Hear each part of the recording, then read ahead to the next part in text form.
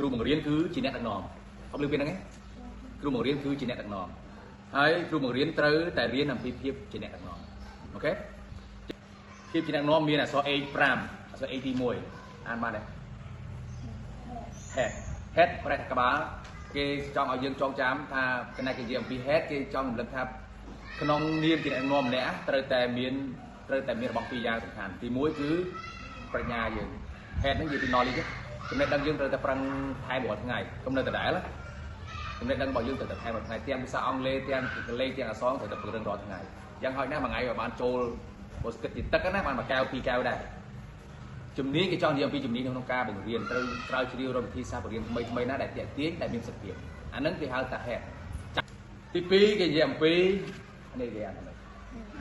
បាទ heart ប្រែថាចិត្តឬក៏បេះដូងគេចង់និយាយថាបើគ្រូបើសិនជាយើងជាគ្រូបង្រៀនហើយយើងអត់មានបេះដូងអត់មានក្តីស្រឡាញ់អត់មានក្តីអាណិតចំពោះសិស្សមិនមានការអត់ធ្មត់ចំពោះសិស្សគឺវាអត់មានប្រសិទ្ធភាពទេ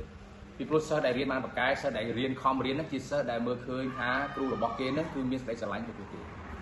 ធ្លាប់មានបទពិសោធន៍អត់នៅពេលដែលយើងចូលចិត្តគ្រូណាម្នាក់នៅពេលដែលយើងឃើញគ្រូណាម្នាក់ដែលយើងស្រឡាញ់យើងខិតប្រឹងរៀនប៉ុន្តែដល់ឡែកផ្ទុយទីបើសិនជាមានគ្រូណាមួយដែលយើងមិនចូលចិត្តពីច្រើនបទពិសោធន៍ខ្លួនឯងបើខ្ញុំផ្ទាល់បើថាគ្រូខ្ញុំអត់ចូលចិត្តគ្រូនឹងអាកប្បកិរិយាមិនល្អគំរោះគំរើយគ្មានស្ដីស្រឡាញ់ខ្ញុំគឺខ្ញុំអត់ចូលរៀនដាក់គាត់មកបីអក្សរ A ទី3ទីមើលគេទី1វិញ head ទី2 heart ទី3គេទី3 hands hand គេនិយាយអំពីដៃគឺសំដៅទៅលើសកម្មភាពការងារមានបញ្ញាយើងមានបេះដូងស្រឡាញ់សិស្សយើងមានប៉ុន្តែបើសកម្មភាពការងារយើងអត់មានទេគឺវាអត់មានអត្តពលខ្លាំងទៅលើសិស្សទេសកម្មភាពគ្រូបង្រៀនគឺអីវិន័យនៃការធ្វើសិស្សមើលការងារយើងមកធ្វើការមក7កន្លះធ្វើកន្លះសកម្មភាពជាមួយសិស្សតើយើងបានបង្ហាញសកម្មភាពយកចិត្តទុកដាក់ក្នុងការបង្រៀនជាមួយសិស្សណាទី4ពេលនេះគេអានថា humility នេះប្រែថាសេចក្តីបន្ទាបខ្លួនយើងត្រូវចាំថាកុំអាងតែខ្លួនជាគ្រូបង្រៀនកុំអាងតែខ្លួនជាមេ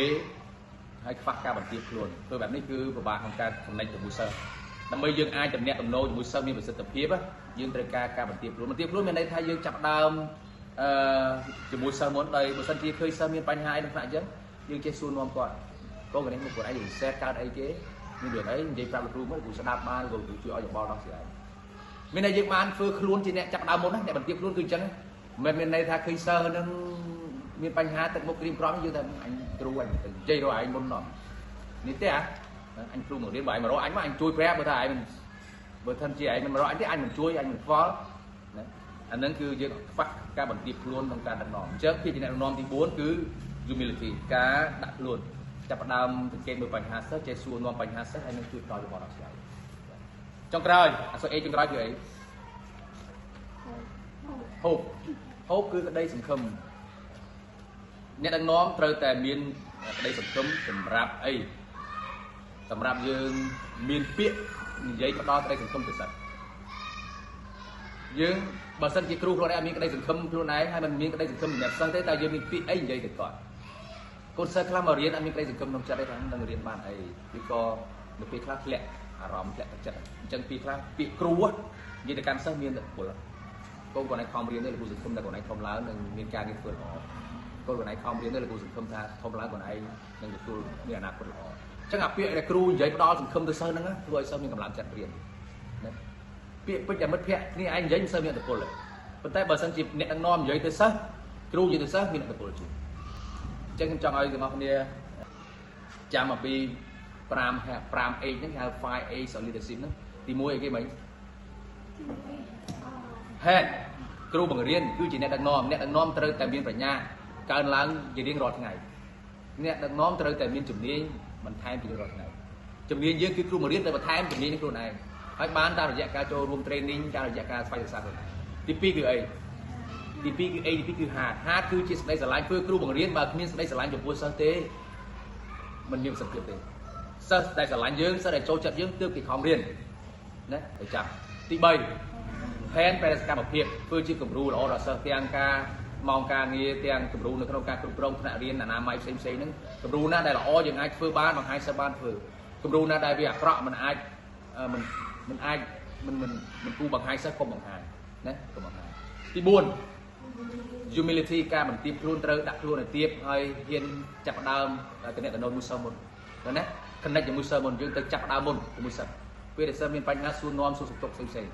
ទី